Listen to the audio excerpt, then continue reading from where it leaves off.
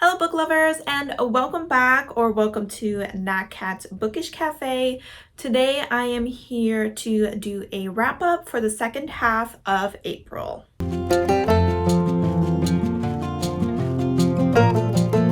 Alright guys, so April was a pretty successful month when it came to reading, both in quantity and in quality. So I have 7 books to go through with you today. I'll start off with some general statistics for the month, and then we'll go into the books that I read in the second half. If you want to see what I read in the first half of the month, I will go ahead and link the part 1 wrap up there as well as down below. All right, so I read a total of 15 books this month, which is more than any other month so far this year. I read a total of 2,223 pages, which is around the same as what I usually get through. Where the number really jumps is with my audiobook hours, where I listen to 83.29 hours worth of audiobooks. As far as a rating goes, I had 2 3 stars, 2 3.5 stars, 3 4 stars, 4 4.5, and 2 5 stars. I do also have 2 books that I did not rate this month, as well as 1 DNF. Before I jump into my ratings and opinions on the books that I read this month, I did vlog throughout the entire month, so most of these you can see in the vlogs that I made. I believe my final vlog is not out yet, but for the most part all these books have been on my channel in the last few weeks, so I will go ahead and list my playlist for all the vlogs that I've ever done, but all of the vlogs that I've done in the last month should be in there. So if you want to check those out, go ahead and do so. I will probably have gone more into depth in my opinions on those books in there. All right, and since we have so many books to get through, we'll go ahead and jump in right away with book number 1, which was a nonfiction book, and this was Pandora's Jar by Natalie Haynes. This is a nonfiction story that goes through, I think, about 9 or so different stories of different women in Greek mythology, and Natalie Haynes kind of explores the different ways that they are represented in different stories, depending on who the author is or during what time that story was written. I did listen to this as an audiobook and had a wonderful experience reading this. I thought that it was incredibly well researched and well detailed. The author did a wonderful job of presenting the original stories, but also bringing it a little bit into modern times to let you know if there was any modern retellings of these stories. She didn't just talk about the literature side of these women, but also how they're presented in the artwork that represents these stories, whether it's pottery or tapestries or paintings. It was just a very thorough evaluation of these stories, and definitely was a feminist point of view. So if you like feminist retellings of Greek mythology, this is definitely something you want to check out, and I gave it a 4.5 stars. The next book I finished was a short story collection, and this is The Toughest Indian in the World by Sherman Alexie. This is a collection of short stories by an Indigenous author following different Indigenous characters. The majority of these stories are contemporary. There is one dystopian story in this collection, and that one actually ended up being my favorite. That one was called Sin Eaters. Overall, I'm not going to go too in depth with these stories because they're short stories, but I did really enjoy Sherman Alexie's writing throughout all of these, and really enjoyed the characters that he developed throughout this story. I thought they were very likable. I thought they were very dynamic. I thought they were very relatable. I thought that the stories were not overly exciting. They were kind of like slice of life, but I never really felt bored while reading these, which was short short story collections. It's kind of rare for me. I don't do too well with these, but this one definitely not a home run, but was more successful than the other collections that I have checked out in the past. The story does a really great job of just taking a look at the everyday Indian, and not just focusing on the struggles that they face because of colonization,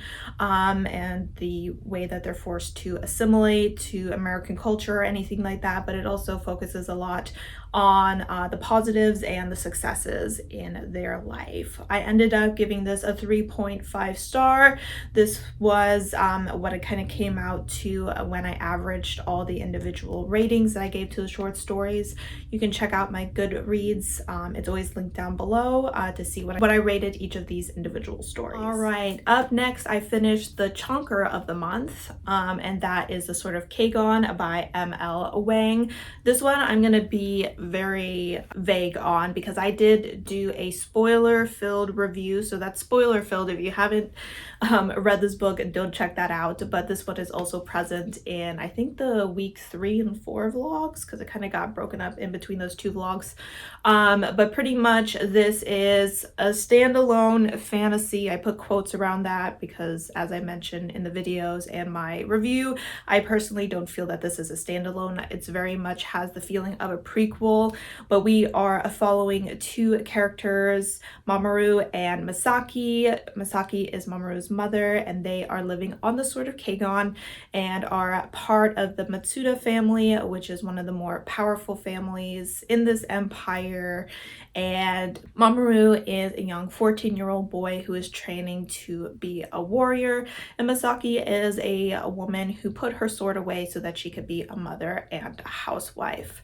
Towards the beginning of this book, our characters start to realize that war is on the horizon and that their lives are going to dramatically change. This book focuses heavily on nationalism and the negative impacts that it can have on its citizens. It has really great writing, great character development. Really, the character development in this story is top tier. The plot was really well paced. It was very emotional throughout the story. This author really crammed a lot into this book, so I would definitely suggest checking it out. It is definitely well worth all the hype that it has been receiving. Up next, we have another audiobook that I listened to, and that was Spoiler Alert by Olivia Dade. And this is a contemporary romance that revolves a lot around like fan fiction.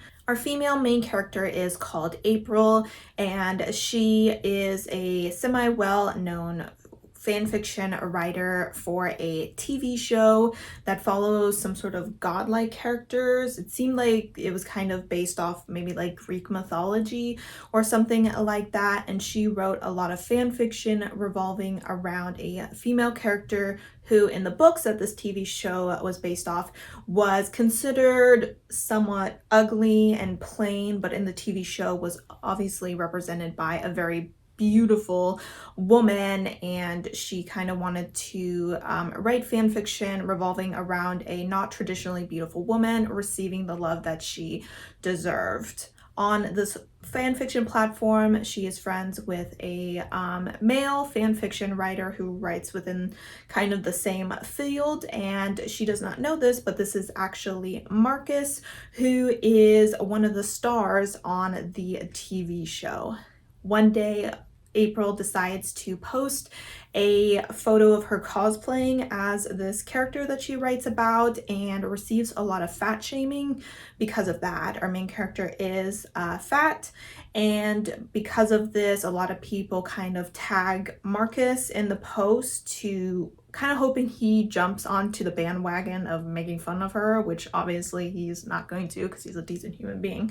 And he asks her out to kind of shut the haters up. And when they have dinner together, they actually have quite a big connection and decide to continue going out.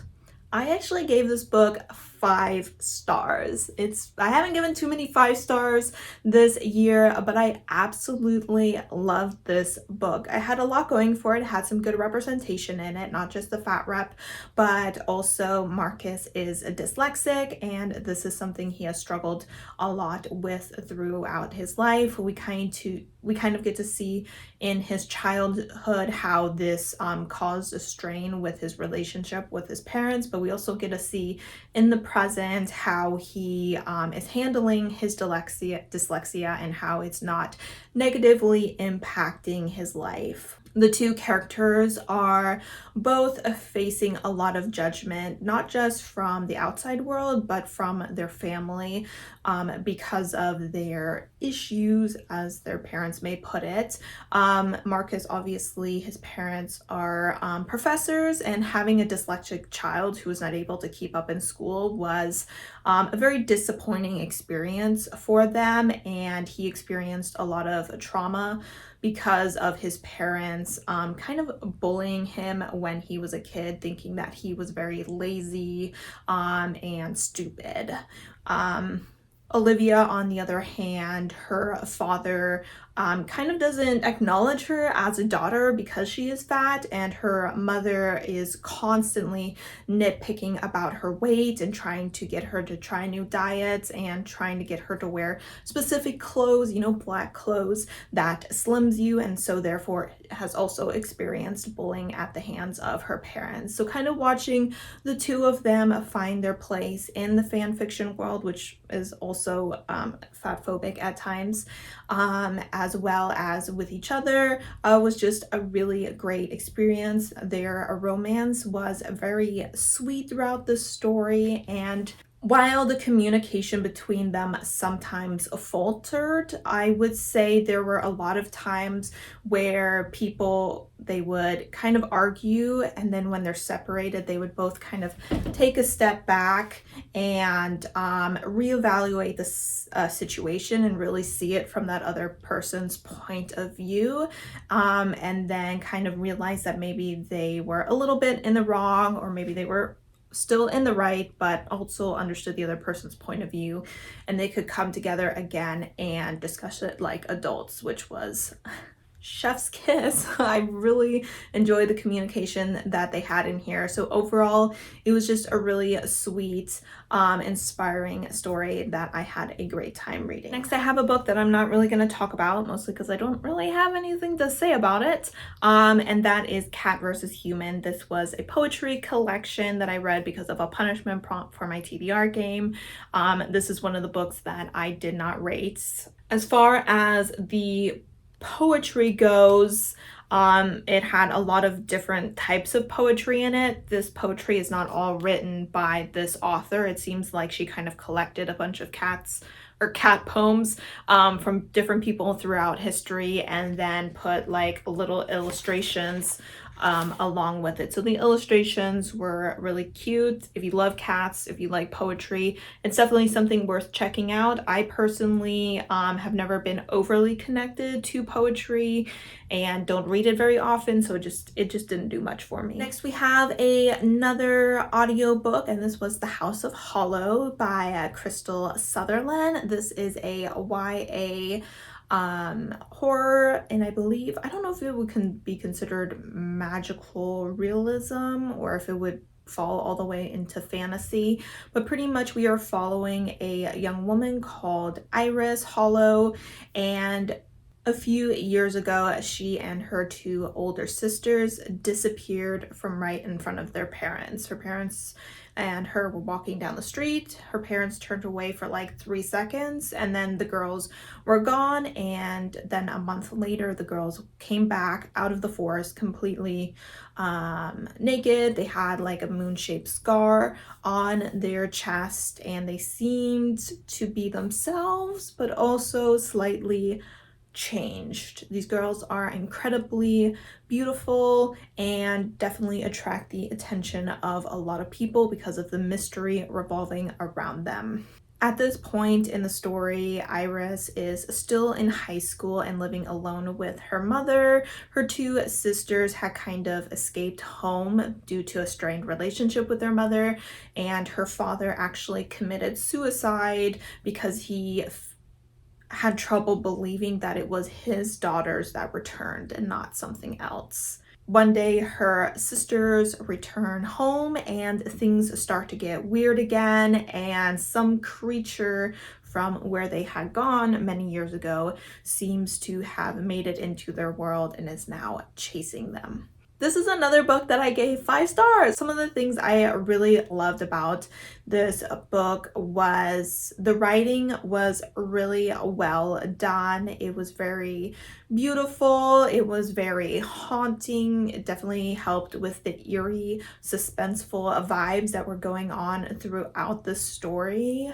Despite this being a YA book, there was definitely some parts of this book that I found relatively disturbing, to say the least. I really enjoy the description of the girls throughout this story, as well as slowly unraveling what occurred to them all those years ago.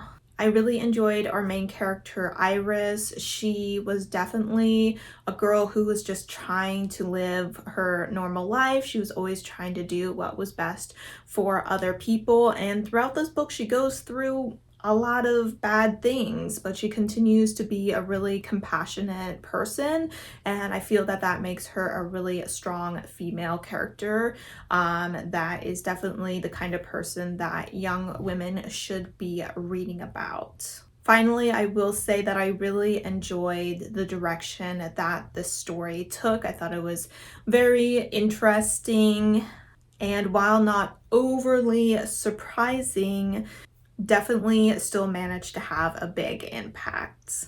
For this book, I would definitely recommend checking out the audiobook. I thought that the narrator did a wonderful job, and I believe this book takes place in England. So she has that great English accent, which added a lot to the ambiance of the story. All right, for a second to last book, I read Let's Talk About Love by Claire Kane.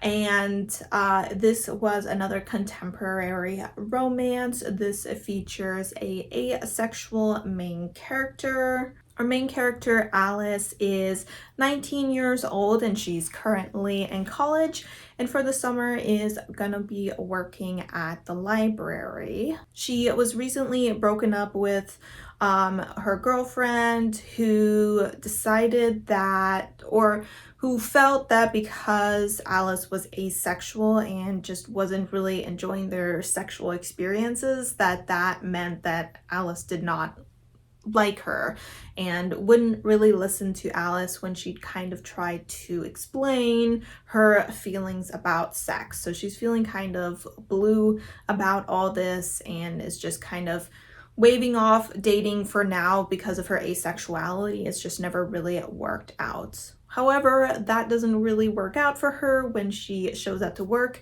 and there is a new assistant called Takumi, and he is definitely showing some interest in her. I ended up giving this story 3.5 stars. There's a lot of things that I liked in this. I really liked the asexual representation in this story. The story didn't so much revolve around Alice discovering that she may be asexual or figuring out what asexuality is. She already knows all of this. What she's struggling with is kind of telling people that she is asexual and telling people that she's interested in romantically that she is asexual and that she wants to have a romantic relationship with them that just may possibly never include sex. So watching her on this journey of kind of getting rid of some of the shame that she feels about being asexual was a really great experience. Takumi was a really great love interest for her.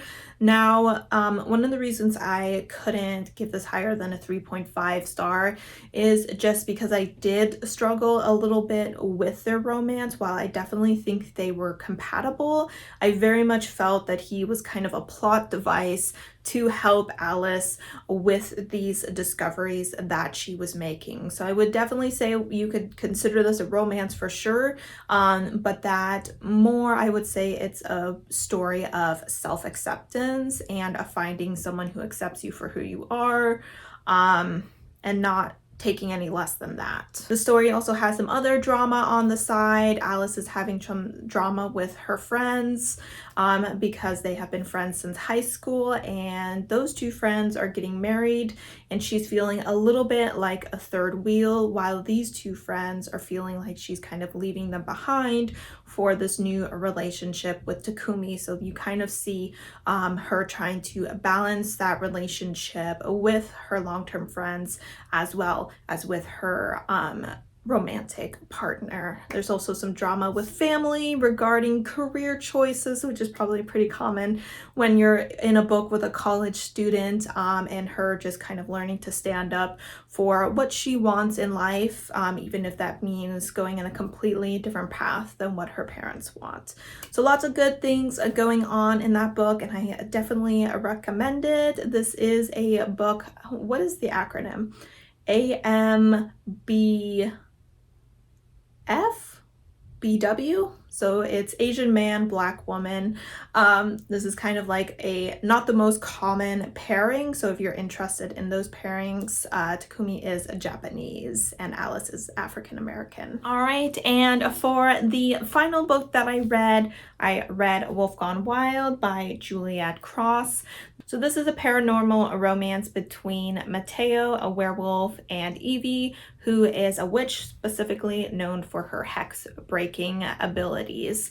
Mateo has not been able to shapeshift for a couple of months, and this has been causing him a lot of issues because his werewolf has kind of merged with his psyche. Usually what happens is that once a month the wolf kind of takes over. Mateo goes out into the woods and the wolf, you know, goes hunting and kills things to its delight, but because it's not able to do that, the wolf has kind of merged in his head with his thoughts so that he can like constantly hear this running commentary of this wolf thinking violence, violence, violence, sex, sex, sex, and it's driving him absolutely crazy, thinking that someone put a hex on him. He goes to see Evie for help. There were some things that I did really enjoy about it. I thought that the plot was definitely interesting and it kept me invested in the story.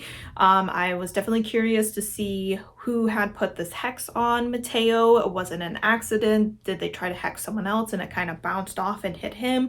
Or is someone trying to attack him for some reason? There were moments where the romance was rather cute. There was some humor in the story, which at times hit, but other times was more annoying. I did really like Evie. I thought her humor worked the best for me. The other humor came mostly from the wolf, and he was a little bit more on the annoying side in my opinion. Some other things that I didn't really enjoy was the characters. Yeah, unfortunately the romance just didn't quite work for me. I never was fully invested in the romance. Like I said, there were a few cute moments, but overall I wouldn't have really cared if they ended up together or not.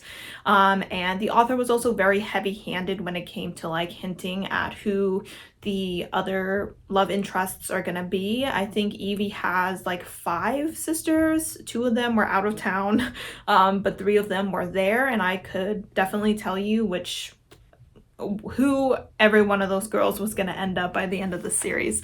So I don't really have any plans to continue with this. I think the book had some pacing issues because there were certain times where I was, you know, moving through at a steady pace, and then there were other times where I was definitely dragging my feet and noticed that I was definitely bored with the story. So I only gave this 3 stars and don't have any plans to continue with the series. All right guys, so that is my wrap up for the month of April. Let me know down below what your favorite and least favorite books of the month were. As far as my favorite goes, it's kind of hard between Spoiler Alert and House of Hollow. They're so very different, and I got a lot of different things from each of those stories, so it's kind of a tie between them. If you put a gun to my head, I might say House of Hollow, just because I really did enjoy the writing in the story and thought the story was very interesting. As far as my least favorite book of the month, I would have to go with one of my nonfiction reads, which was the Beyond the Wand by Tom Felton. This is a book that I talked about in my first half of the wrap up. So if you want to check that out, I just didn't fully connect to the story, but celebrities and their memoirs just aren't super my thing or anything. And obviously I do not have a huge investment in the Harry Potter world anymore due to the issues revolving around the author. But anyway, thank you so much for supporting my channel by watching my videos, and I hope to see you next time. Bye!